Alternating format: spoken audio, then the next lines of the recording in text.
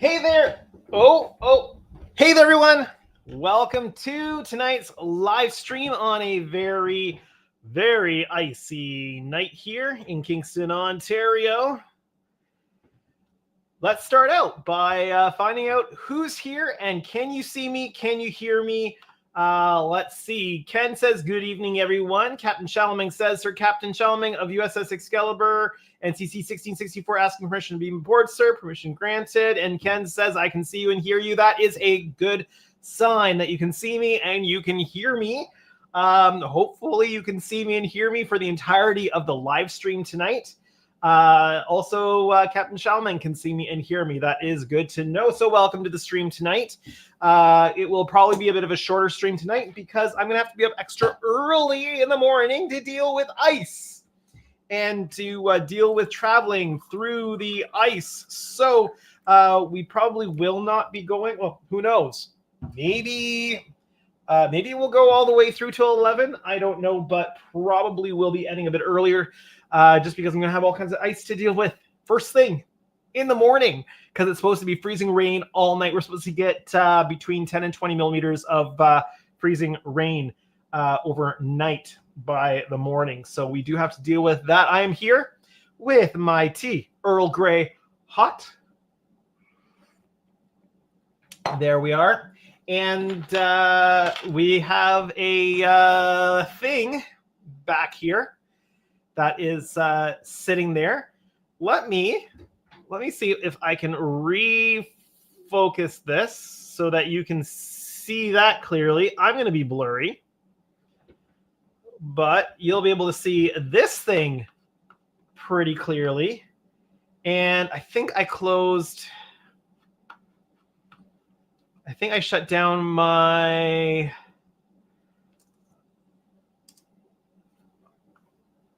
Yeah, let's see. What can I do here? Can I turn it off? Did it get turned off? Yes, it got turned off. Let's see. Can we make it do some interesting, cool test effects? Yeah, we can make it do some interesting, cool test effects. But let's turn it off here. Let's do the startup sequence.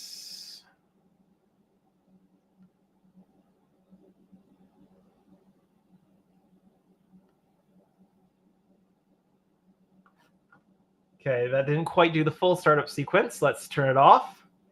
I figured out. So I'm gonna be blurry while that thing is in focus. But I figured out that I can run my internet over my wired connection, but I can also run a separate Wi-Fi connection to the Raspberry Pi, so I can then turn this stuff on. There's the window lights, the Bizards, and the chiller grills turning on and going to warp. Yeah. Let me turn that off again. I can do this right from my computer. And let's try this one. Lights on. Bizards on. Chillers on. Go to warp. But then we're corrupted by the Borg. Very cool. Very cool. So I'm just going to turn it back on to the regular test run for lighting. And I'm going to put myself back in focus here so that you can see me.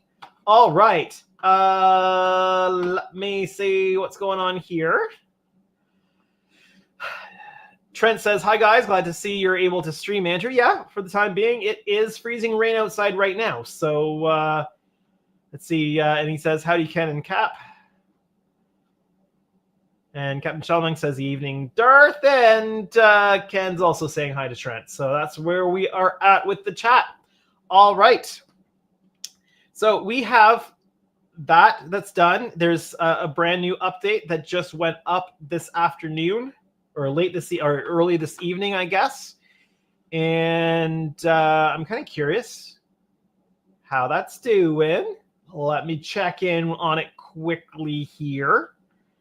And I've got yeah, got a new comment. I'll check that out after. But let's see. We're doing okay on the video. 144 views in just under 4 hours. So not too bad, I suppose. There we go. We're going to get working on the secondary hull. The upper portion of the secondary hull. So there is a bunch of lighting that needs to be prepared for that. There's also some holes that have to be created and some channels that have to be created. Hagen Miller is messaging me while I'm trying to do my live stream here. Let's see. Checking to see if there's anything important that he's talking about. Oh, he's just showing me pictures of his Excelsior that he's been working on. Cool. Just live streaming right now. There we go. All right. So let me go get... Okay, I put it back over on my other desk over there. So let me go get the upper portion of the secondary hull, and we'll have a little chat about what we're going to be doing with that.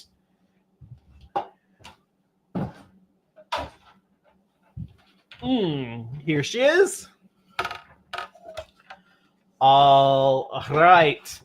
I'm going to switch over to bench view here. Please excuse the messy bench, as I've been just head down trying to get work done. So let's move over to the bench view.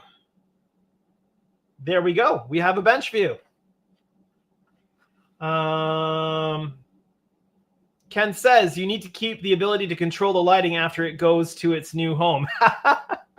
Yeah, I don't think that's going to be a thing. I'm not going to be able to control the lighting after it goes to the new home. Captain Shelling says, yeah, watched. That was nice video, Andrew. At first, I thought there was not going to be a live stream and just getting a small update. Yeah. When it's freezing rain, who knows what's going on? Our streets are not currently too bad. They weren't too bad after the first batch of freezing rain, but they did pre-treat all of our streets, so that's not a thing. Not too bad of a thing. The problem is that they can't pre-treat the trees. And what happens is that the trees get coated in ice, and they take on a ton of extra weight from all of that ice that freezes, that encases them essentially. And you start to get limbs breaking off the trees. And that's what brings down the main power lines and stuff like that. So that's what we have to be careful and cautious of. Let's see. Devin is here saying, hello. Is the title wrong? What is the title wrong? 650 Enterprise. Oh, the title is wrong. The title is wrong. That is a typo. Let me fix that. All right, so that should it should eventually propagate to show the proper title. So thank you. The title said Enterprise E secondary hull, and it's actually Enterprise D secondary hull. So yes, the title was wrong. Captain Showman saying hi to Devin. Devin saying, finish the Galileo this week, onto the 350 Continga. Very nice. Very nice. So is that going to be the first release of it, or the Kronos 1 variant release of it? Which one do you have? I only have the first release. I don't have the Kronos 1 version.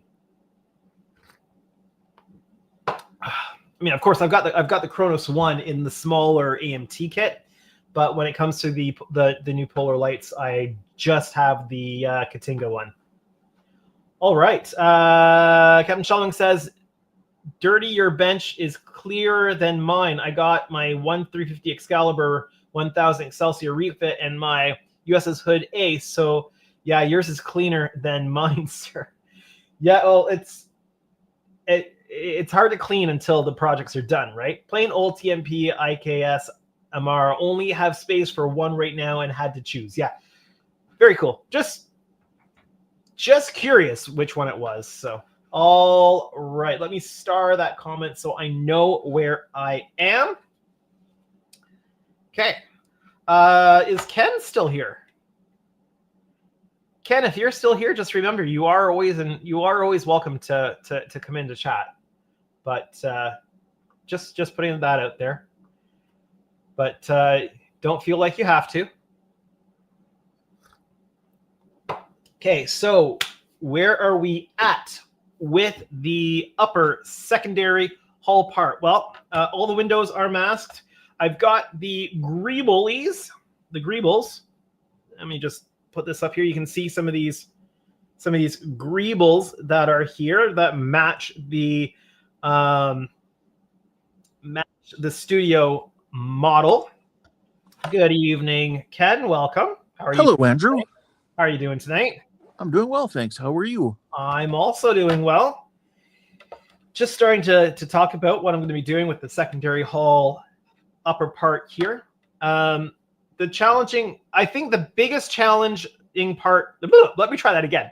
I think the biggest challenge as far as construction of this model were the nacelles. Those chiller grills were a pain to get in there and get lined up and get the two halves together and all the wiring and all that kind of stuff. So I'm really glad to have the engines behind me on this build. I still have the second one to do, but what I'm going to do, I'm going to build this first so I can get this one.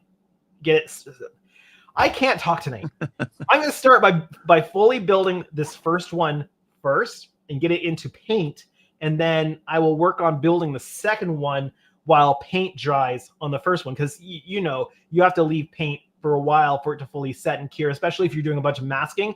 You don't want to be pulling up paint that isn't cured properly. So what I figure I will do is let paint dry and assemble the second one and kind of have it in a little bit further behind on the construction. So that's my plan. Howard's here. Welcome. Hi, Dash.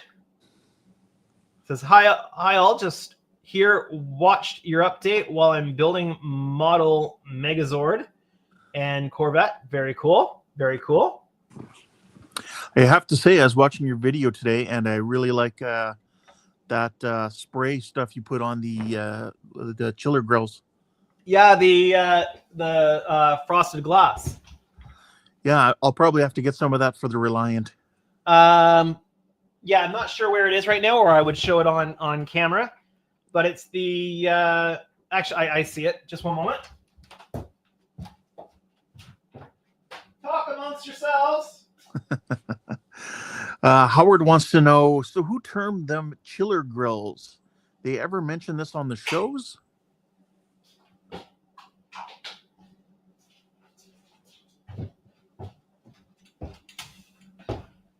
You know what? I have no idea. Could have been just something from one of those technical manuals back in the 70s or whatever. Perfect. That's what I'll have to get for the Reliant. Yeah, Rust-Oleum frosted glass. And you know what? I fully expect it to require a few coats. And the chiller grills only took one full pass of this, because I expected to need to put it on, let it cure, put some more on, but it didn't need it, which was really cool. Well, that's good. Then it should last for several models then.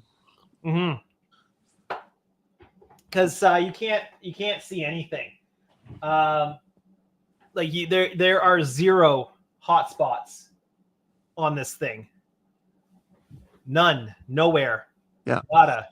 But in your video, you could see before you channel or put in those cables along the top, you could actually see it hanging down in there. Yeah. Just seeing if I can do a little bit of a close-up here. That's about as close as I'm going to get on it. Let me just do this. There we go. Yeah, that looks incredible. And I really like so you don't get that look, So you know how you've got like the orange a little bit deeper inside the chiller grill, and then the red towards the edge. That's an effect that shows up only on camera. In person, they're pretty much consistently red all the way through, but on camera you get that interesting variation of the color, which is kind of the way you think of it appearing on screen, right? Oh, definitely. So let me turn it off here, and it'll look really cool once the copper's on there. But I'll just turn things on one at a time. There's the window lights.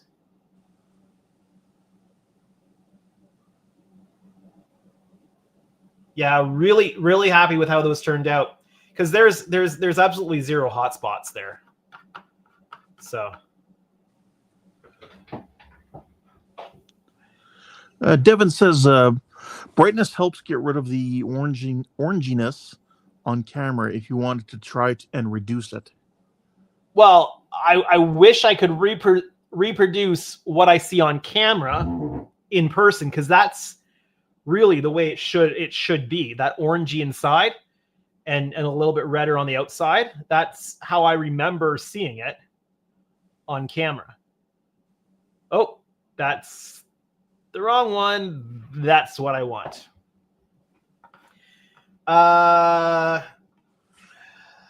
Let's see. Howard asks, are you working on both at the same time now, or just trying to get one done in this crunch time?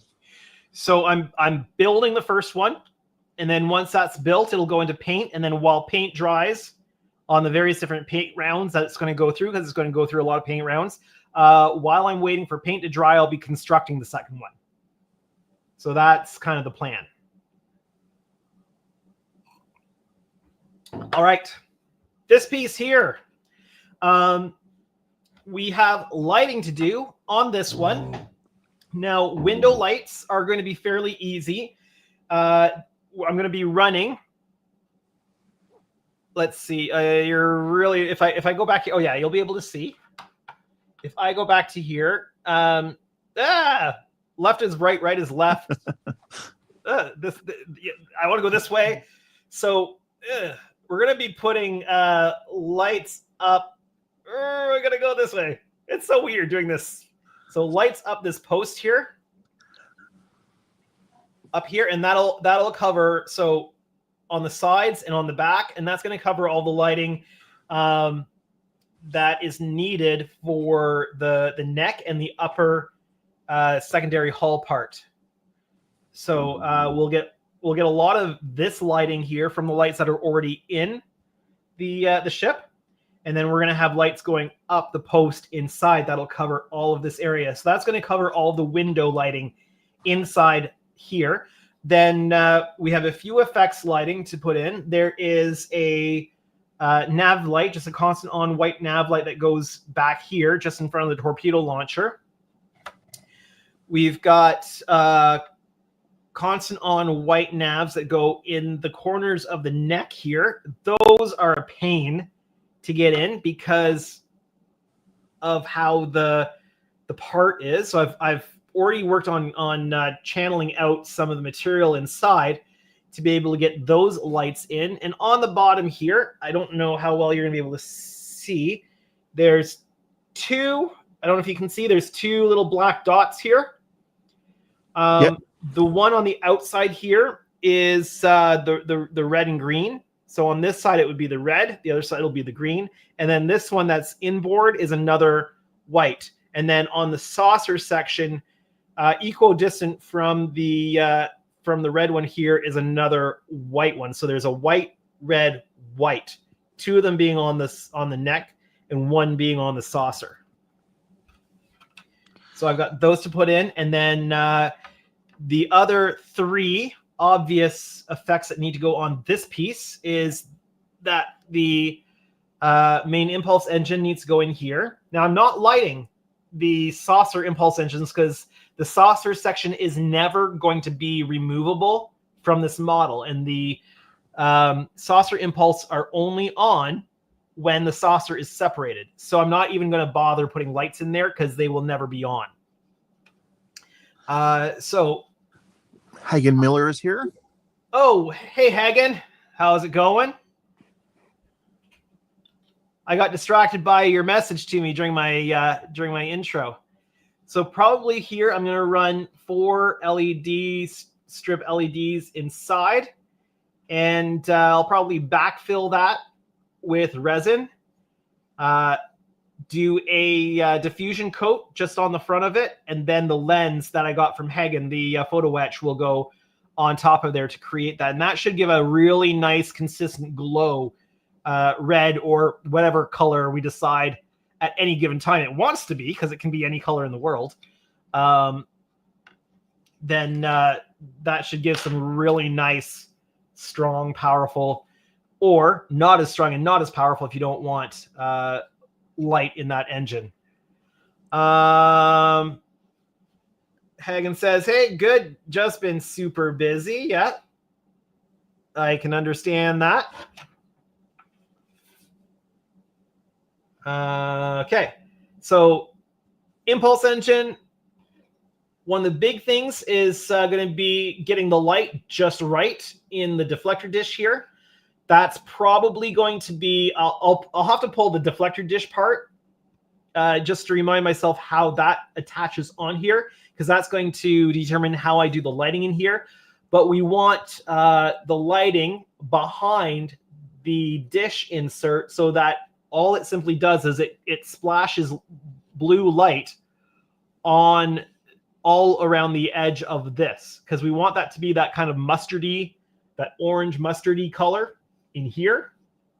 But then when the lights come on, we want it to splash blue light all the way around there. So I'm thinking it'll probably be the 5mm addressable LEDs that will go in there, probably 2 of them, one on either side of the dish itself.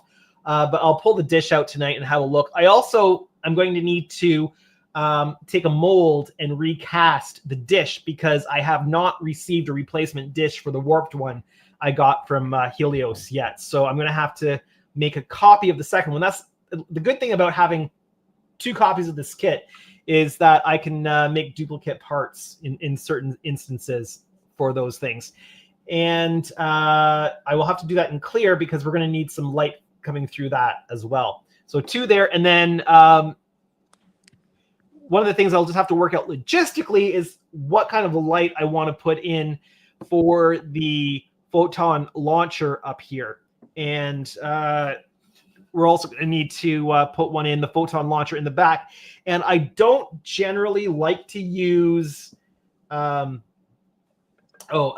optic very often. But if I want to keep the photon launcher's addressable LEDs, they're going to have to be a little bit bigger, and they won't fit in these torpedo launcher apertures. So I might have to put fiber in.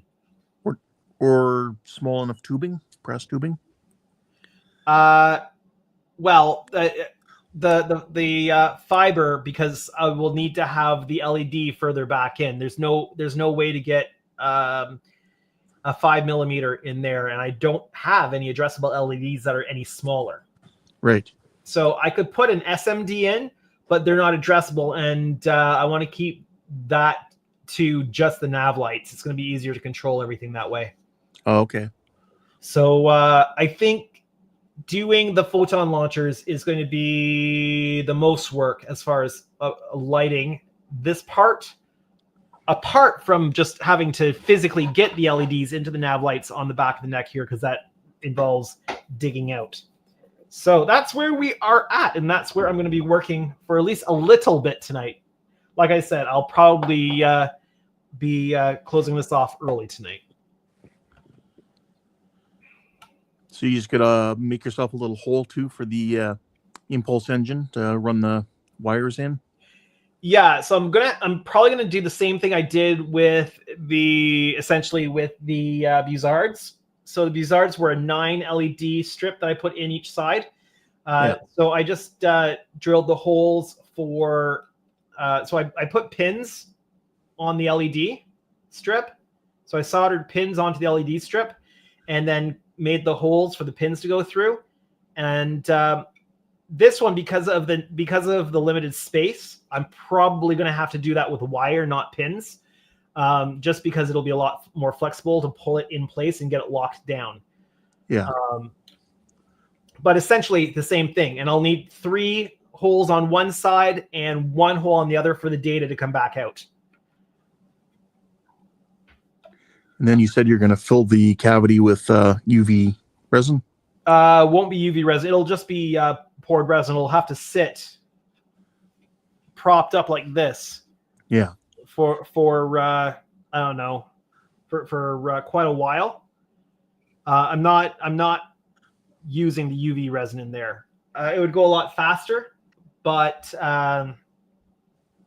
less reliable. No, I just don't know I want to use that much UV resin. Right. Because it's hard to get a hold of. So, I mean, it would be faster. And all the windows are done, and I do have a fresh bottle of it.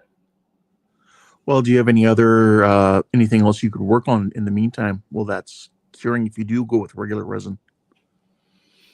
Well, I need to work on this part. Right. Either that, or you put in regular resin once you're done everything else on there tonight, so that it sits overnight. No, well, I can't do that tonight. I have to wire this up and run it for its 24-hour stress test before it gets installed inside. Oh, okay. And I'm going to try to do non-soldering work tonight because I'm getting frustrated with my solder station. Did you order a new one? I ordered the new one. Yeah. Okay. I had to break down and order it because the one I have is just, I'm having to go high up on the tip to get the heat I need. It's just not translating the heat through the entire tip properly. And it's not the tip because I've replaced the tip. So it's got to be the wand, and I cannot replace the wand. It's just not available anymore. I can find out pricing on it, but they're just not available. So even just getting the replacement tip for it was really, really difficult. Right. So it's just not in production anymore, and it's not being supported anywhere. So that's the trick, right? True. This new one you ordered, it's the one with the power supply and the heating thing. I don't need the power supply. Okay. No, it's the first one. It's the first one you posted. Okay. Yeah. So it does have the heat gun on it. Yep. But not the power supply. I don't even use the bench power supply I have anymore because everything I'm doing now is 5-volt USB, and so I just plug it into a 5-volt USB to do all the testing. I don't need the. Plus, I find using the Arduino or the Raspberry Pi, the bench power supply is not a good solution for powering the LEDs with that. So, okay, good to know. Yeah. All right, so I think I've got a clear line for the SMDs up top, and I can poke a wire through here and see it on the other side. And if I can find the opening. Maybe. Oh, you know what? I haven't even drilled through over on that side. So that's where we're going to start. We're going to drill through. There's a little mark for it. So on you can't even see the hole on this side. It's right yeah, there. Not really. You can't really see it. It's so small, but you can see the little Sharpie mark. Where is it? Little Sharpie mark here where the other one goes. So I guess that's where we're going to start tonight. And I'm just going to verify that I've got the right sized bit in my pin vise, which I do. I'm going to grab some gloves because I'm drilling through resin. And we're going to get working. Oh, I did. I tried the Raytheon effect. Yeah, I know you saw it. I was on Discord, but then now I've changed it. I found it was better to come in with more of the teardrop one that's on the bottom, and that's what I end up using on the top as well. So I penciled in the stencil, removed the stencil, and then just sprayed it in by hand. Just at a moderately heavy air pressure, but that way it created a really nice fogged effect along the edge, so it's not a sharp edge. Yeah, I'll be curious to see what your opinion of it is when it's done. Yeah, I mean, like it was either you or Donnie said the one downside is the decals don't get lit up on the top. But it definitely looks better now than it did with that picture I posted. So yeah, your decals won't be lit. My biggest issue is that it looks like it's being lit from underneath. Yeah. It looks like light shining through plastic. So it's not my preferred way of lighting. I'd rather not have the light splashing. Yeah. Than do it through the Raytheon effect. But that's just my personal opinion. Well, with having the light boxes we're going to have in there, it won't take much light to just light that, the Raytheon. And I figure if I keep the wires isolated with, say, a different color wire coming out the bottom of the into the base, if I don't like the look of it, then I'll just disconnect them. Yeah. I figure, it's I don't do a lot of Star Trek models, and I certainly have never really lit them before. So for me, it's just an experiment and how I like it. Yeah. There we go. It takes a bit to get through here.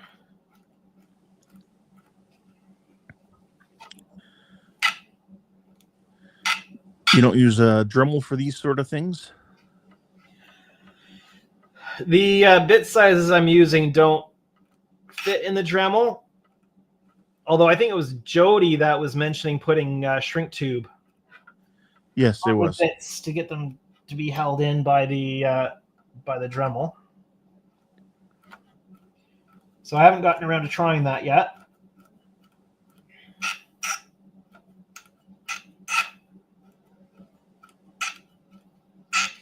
But I think I need a new pin vise, because this one doesn't quite hold the bits the way it used to. But I mean, after the thousands of windows this thing has opened, oh, I just poked through. That's good. After the thousands of windows this pin vise has opened, it doesn't owe me anything anymore. I've just got to get around to. They're not that expensive. Oh, look at this. Alec is here. We definitely could have predicted this. Alex stuck at work. Sorry to hear that, Alec. Yeah. Someone's going to hold the fort down, though. And you're our man. And Captain Shelming says, have not yet figured out how to do the Raytheon effect. Tried once, but failed. Yeah. You can check out my video tomorrow. It'll be up 11 o'clock my time. I guess noon Andrew's time. And you can see what I do. It's a short video this time around. I think it's only 35 minutes tops. I'm going to have to hog some more material out of this, I think. So I'm going to hold off on that part. But I've got both of these holes drilled. I don't want to be hogging it out with the Dremel on live stream, because then you won't hear anything. And it'll create particles in the air that I don't really want to deal with right now. Fair enough. You'd end up with a lot of particles in your tea. Yeah, I've done that before. Not advisable. No, a couple streams ago, if I recall. Mm-hmm. Yeah, I don't want to do that again. I'm just glad I noticed before I took a sip.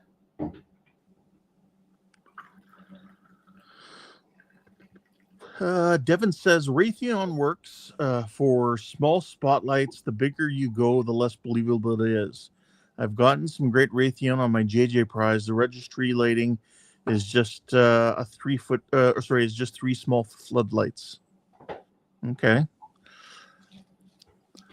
So and it would probably look just perfectly fine. He says it's hard to do right. Yeah, it'd probably be just fine for the lighting of the ship registry on the ends of the nacelles, I'm sure. So I think, let's see if you can get this on, if I can get this showing up on camera. But I think this is the warped deflector dish.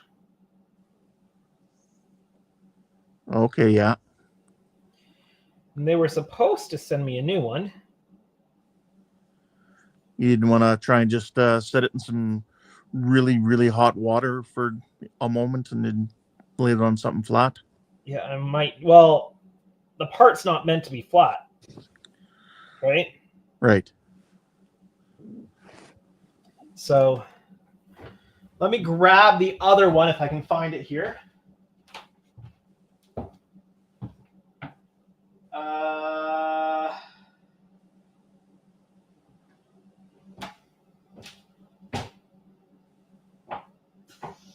Yeah, like that's what we were talking about. He was sanding resin and ended up with dust in his tea. I think I have to dig the other one out from the actual box, which Okay. I'm not going to do on stream right now, but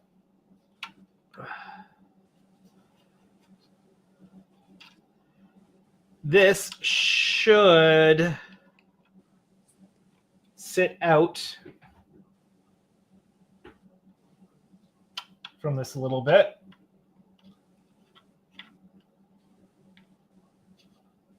Because the light should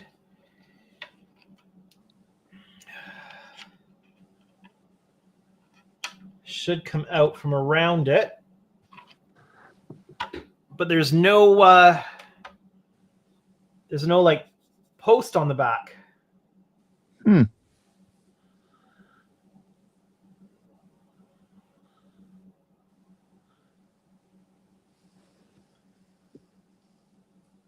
I might just need to put this in some warm water and then just manually try to get it to form the way it's supposed to. Yeah, like you said, because you've got the option of going the other way and recasting off the good one. Yeah. Just recasting as it can be a bit of a pain. I'll take your word for it. Just going to pull the reference photographs up here. Let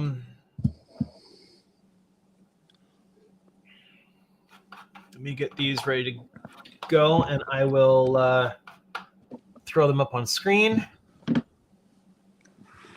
Nice. So it does need to stick out a little bit more than it does with just without something on the back of it. Yeah.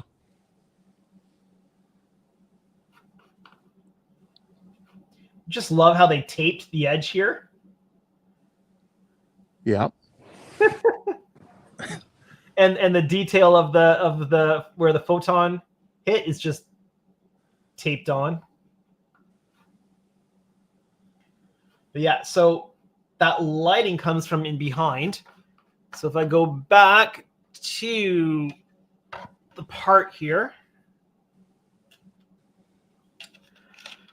it needs to sit forward just a bit. So let's see what I've got in stock here. Just a moment, please. Do you have any bits of clear plastic rod or?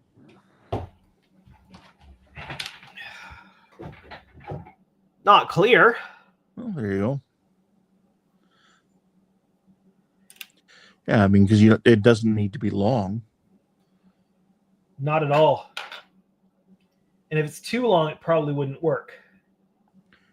Yes.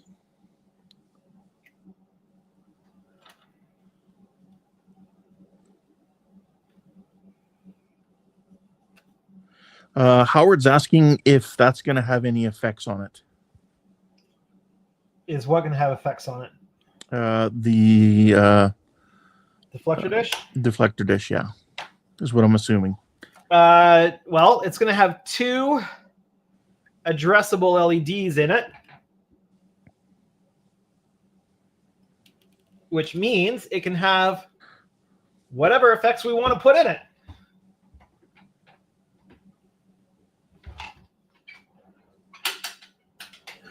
Just a moment. You'd make it do the disco.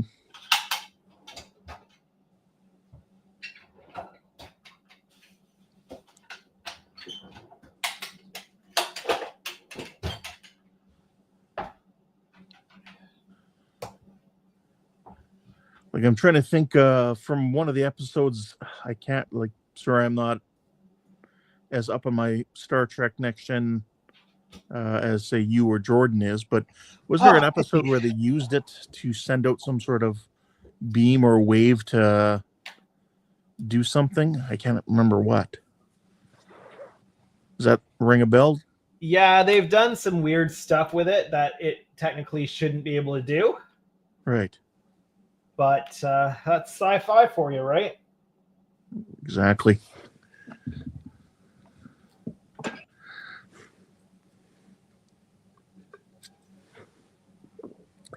So if it had a flashing kind of thing going on to it like that, the person could easily program it for that, I guess. Well, and the thing is you can once all the lighting's in place, you can go back and make that lighting do whatever it is you want. So the effects when you're building it, the effects don't matter. You put the lights in that can do anything, and then afterwards you make them do anything, right? So yes. Devin says the deflector dish is a fancy field / particle / radiation emitter. Technically, the only thing it should be able to do is deflect matter during navigational maneuvers. Yeah. Captain Charlemagne says they use it as a scalpel. So that episode where one of those space whales or something had have a cesarean. I thought they used the phasers for that. That's what I thought too, but I'm not sure. Let's see here. Yeah, they blew energy out into space to displace the energy they had. Okay.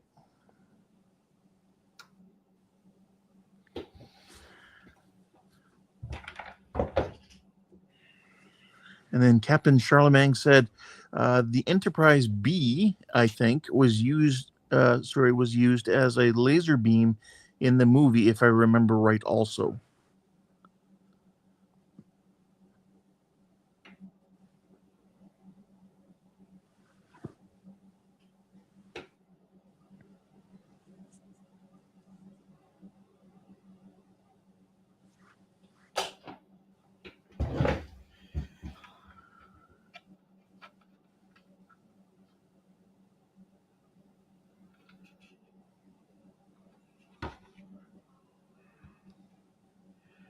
Yeah, I think just something like that to bring it out a little bit more.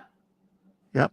So what I've done is I've just cut a little piece of the styrene tube, put it behind, and for now I've just hot melt glued it just so that I could see what it looked like. And that's going to be hard to see on camera because it's a clear part, but I think that gives more of the depth. It will also keep either side relatively clear for putting in the 5mm LEDs. So I think that's what I'm going to do. I'm going to have to find the better piece, like the better molded piece. Right. Helios was supposed to send me a replacement for that, but I haven't received it. So I will have to make use of what I do have. So either I will have to make that piece work by reshaping it, or I'll have to cast a new piece or something. We shall see.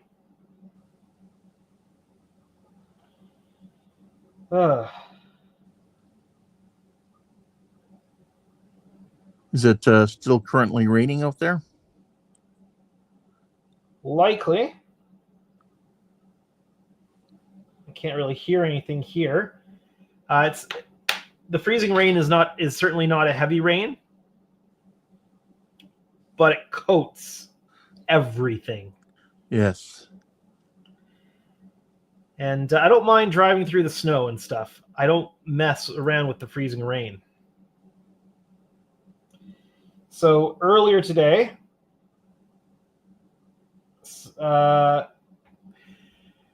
saw a report that in 40 minutes, the OPP responded to 12 collisions on the 401 just around Kingston here due to the weather. Yeah.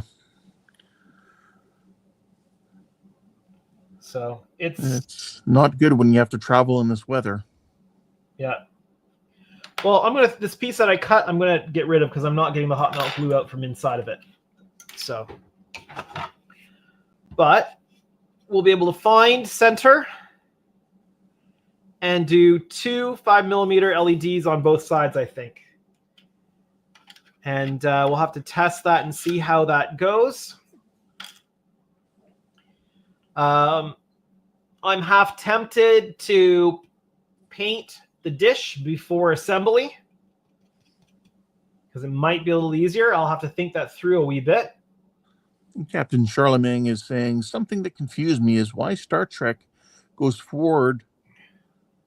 So as Star Trek goes forward, why the deflector dish becomes more and more recessed in the hull in various starships like Excelsior, Galaxy, and Sovereign class. Do you want the in-universe answer or the real answer? The real answer is because it looks cooler. The in-universe answer is just because technology advances. You know? That's it. It does look cooler. All right. Hello, Todd. Todd's here. I wish I could test.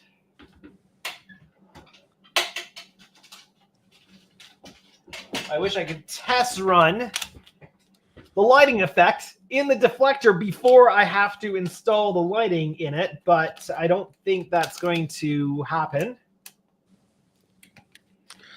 Are you looking at just putting one LED on either side of where that little hollow rod is going to be? Yeah, that's what I'm looking at. And instead of using the strips, because there's nowhere to put the strips, I've got these little LEDs. So these are addressable single LEDs. So they've got power, so they've got positive and negative, and then they've got data in and data out. So that's why there's 4 leads on them. And so what I will do, I think, is make 2 5mm holes and insert these either side of where the deflector will get mounted. And I'll probably flat sand because they're rounded. So I might flat sand the rounded off so that they will lay fairly flush on the surface. Oh. So that's just the breaker again? Must be. I'm having trouble with the breaker. with a heater on it, which I've never had problems with before because the only thing on it is the heater and the overhead lights. Interesting. Internet is still working, which means we've got power. So I'll be right back.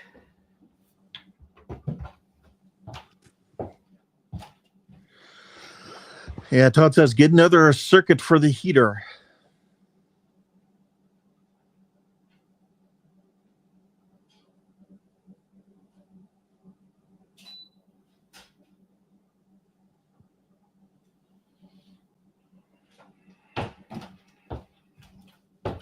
Yeah, that's easier said than done. Well, I've never had a problem with it up until this past week. Maybe something's going on with your heater then. Let's see. Dash said, I'd say they put it more into the hull to make it easier to repair and to protect it from damage, because if you think the original ship, it was very vulnerable out there. Yeah, possibly. They should, in that case, they should also move the bridge off the top and bury it deep inside. Yeah, you would think, but the bridge on top looks cool, right? Well, it does for sure. Yeah, so I will. I'll probably sand this down flush so that it just goes right into the 5mm hole I'll drill on either side, and then that'll get back coated with tulip or something similar, so that the blue light or whatever color light you want the deflector to be doesn't back shine into the secondary hull.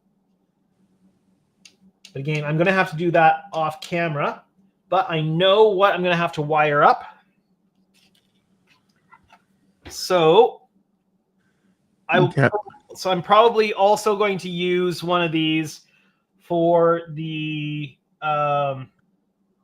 photon launcher and mount the fiber onto it.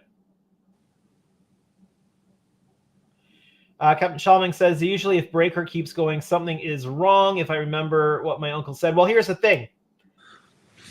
I switched heaters. So it's not the heater. And there's nothing else on the circuit other than the overhead lights and an internet extender. So nothing that should be taking a whole lot of amperage. Yeah, but the only thing I can think is if the heater kicks in, because it'll, gets to whatever heat it's supposed to be at, it stops, and then when it temperature dips again, it'll kick on again. I'm wondering if that's when it's kicking on, it's doing a little bit of a surge. Yeah, I don't know, but I've been running a little space heater in here for years now. No problems. Todd says no, it's not. It's not anymore. Yeah, the breaker could be getting old. A little easier to kick off.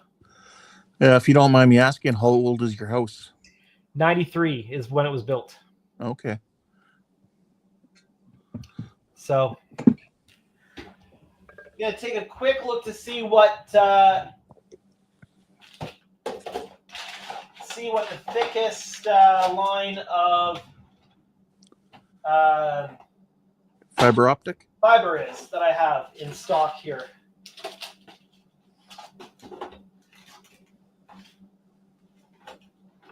If I can find.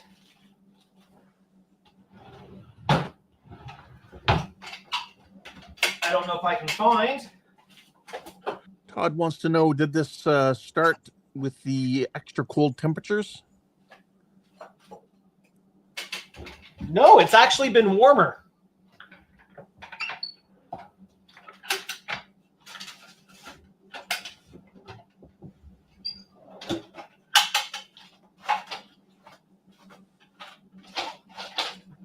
Yeah, so like Howard said, could be the breaker itself going. Yeah, I can't think of much Because if it's the original breaker, that's 30 years old roughly, so just a little over.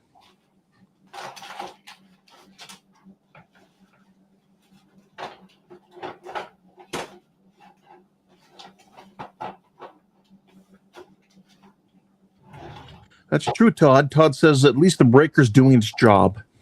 Yeah. Right? Last thing you want is a breaker that's not doing what it's supposed to do.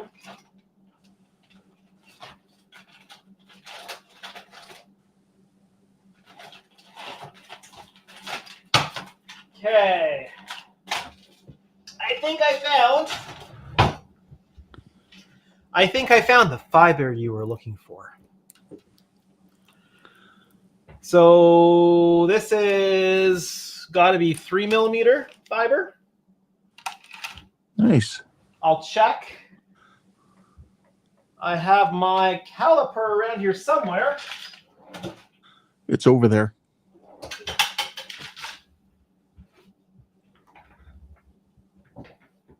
Found it. Or at least the case for it. Yeah, found it. All right. Let's see. Yeah, 3mm. So have you seen fiber this long? I mean, this big? Not personally.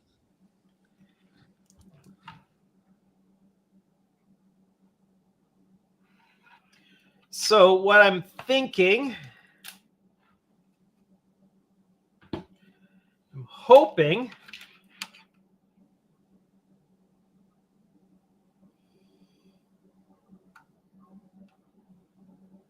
it might just fit. And what I'll do, And will it fit out the rear one as well? the rear one's going to be a lot smaller.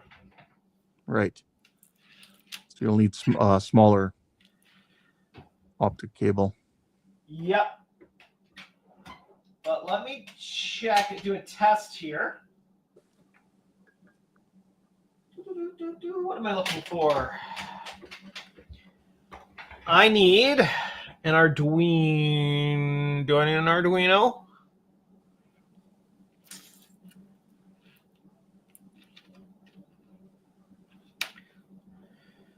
What can I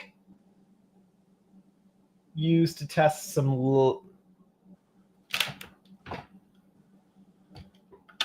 why don't I not think this thing, like, why don't I do this so it's not quite so difficult? There you go. So if I put my phone, look how bright that is. And that's running through that whole thing, right? Yep. So, pew, pew, pew. The sound effects sell it. Pew. Yeah, the sound effects, right? Yep. Pew, pew, pew, pew, pew. Captain Charlemagne, he says, so securing my LEDs, would using CA glue to hold it in place cause issues with the lighting? Would it fog the LED or not? Let me see. So for securing my LEDs, would using CA glue to hold it in place cause issues with the lighting? And if it fogs, you're really worried about that? So CA glue does have a habit of crazing clear parts, but I don't know if it does anything to the casing of an LED. I mean, I would probably use epoxy on it, but I've used CA glue for tacking down wires before, but I find it takes a while to cure, and it doesn't hold well until it's cured. So that's one of the reasons why I've moved to epoxy. I just tape it down and then epoxy it, because the epoxy is thick enough that it doesn't just separate from the surface, right? Uh, let me just skip ahead here. Todd Yeah. says that is definitely the sound of a photon burrito launcher. Yes. I don't know. I do better phaser effects audibly, like. I had a lot of experience making my own phaser effect sounds as a kid. So the other thing is if they are push-o-matics, they go bad and the whole breaker box should be updated to the SQD style. I don't know what push-o-matic. Might be just an American thing because their regulations for housing and stuff like that are different than ours. Breaker. Electrical panel breakers. Let me see if I can find an image of what ours look like. In the meantime, Trent says you could drill a 3 millimeter shallow hole in the end of your LED and glue the fiber into it. I've seen that done. Sorry, what was that? Trent's just saying you could drill a 3 millimeter shallow hole into the end of your LEDs and glue the fiber into it. Oh yeah, that's exactly how I'm going to insert the fiber onto the LED. I will certainly do that for the photon launcher. And then do you shrink tube it? Yeah, shrink tube it for sure. You betcha. So what is a push-o-matic?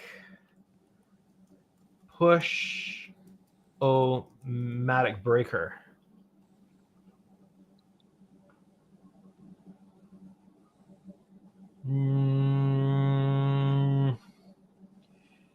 A push that doesn't look like what we use here. Yeah, it's just, it all depends on what your electrical code for your area, you know, for your province, for example, what they say is, you know, allowed to be used. Yeah. I mean, you could technically get another breaker from, you know, hardware store and install it, but yeah, I've got spare breakers there because they pulled some out from the box when they put in our charger outside because it had to be a 40 amp breaker in there.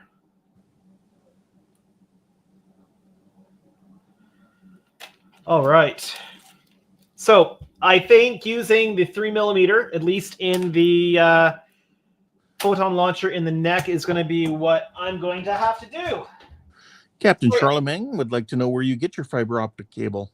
I think this stuff came from the fiber optic store, if I remember correctly. I've also got some 5 millimeter. I'm assuming that's an online store. Yeah. So I think that's where this came from.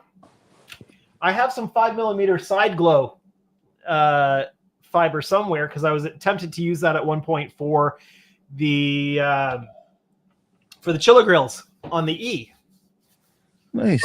But the 2 millimeter high density LED strips are ideal. They're addressable. They're small. They're packed in. So the sheer compactness of those LEDs helps to eliminate, goes a long way to eliminate hot spots. So yeah, so I haven't actually gotten a whole lot of work done on this part, but I've walked through and talked through and kind of planned out what my steps are going to be on this weekend. So just to refresh, I am going to hog out some more material here because I need to get these drilled in, and I haven't taken out enough material on the, let me just get a pointer here on the inside. Where is it here? Looking through the camera. On the inside here, I haven't hogged out enough material there to be able to open up those holes. So that's going to be step number 1.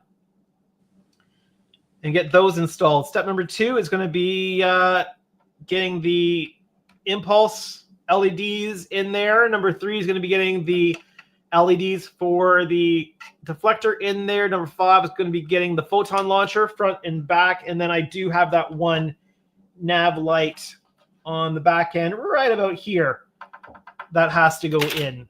So those are going to be, I think those are all the lights that have to go in onto this part. And then there are the window lights that are going to go on the post. And I think that doing side and back lights just on that post are going to be enough to light all the windows on the secondary hull. We don't need the windows to be as bright as the sun. So if some of them are not as bright as others, that's going to be A1 okay for me. The other thing I'm going to have to do before I put this part on is block out some windows because we don't want all the windows lit up. So I almost forgot that I'm going to have to do that. And I'm going to have to do that on the lower section of the secondary hull as well. So that I'm just going to use this trusty stuff. And it's nice because the applicator, I should just be able to run a line on each window. If each window does not get 100% covered, that's okay too, because a little bit of light coming through is okay as well. That'll help give some variation in the window lights. Yeah, so I'm going to call it there for tonight because with the freezing rain, I'm going to have to be up super early to deal with that. So I'm going to have to head to bed earlier tonight. And I still have things to get ready before I do that. So I'm going to end it there. I apologize that we are ending early, but that's the nature of Canadian weather this time of year when freezing rain is a thing. So thank you, Ken. Thank you, Ken, for hanging out. Oh, thanks for having me. For being somebody for me to talk with while I walk through everything I'm going to be doing and kind of plan out what I'm going to be doing. I got the video out this evening. So if you haven't checked out the video, make sure that you go check that out. It takes you through everything I did to get those nacelles lighted and closed up. As I said, those were the most finicky part of the construct, I think. I think everything else is going to go pretty easily. I just have to light the parts and then stick them on.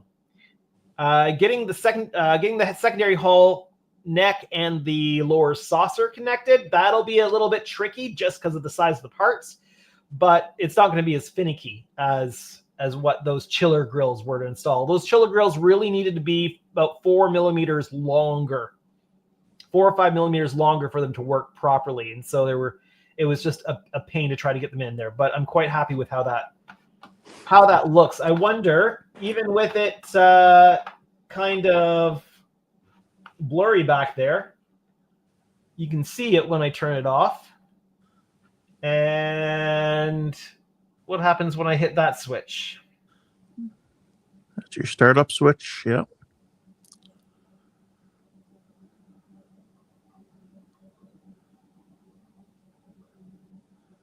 Then over to Borg Invasion. Borg Invasion, yeah, you can still tell, even though it's blurry back there.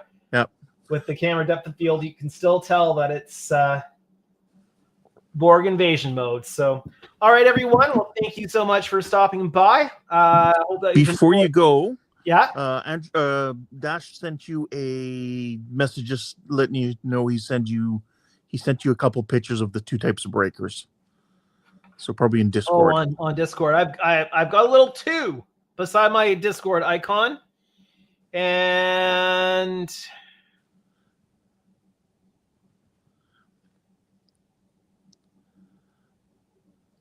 so yeah, the ours don't look like either of those, Dash. Please hold. Yeah, and you guys are getting the storm basically we had come through here, because on early Friday morning, Thursday night, one of those two. It dumped snow here. We got like 25 centimeters of snow.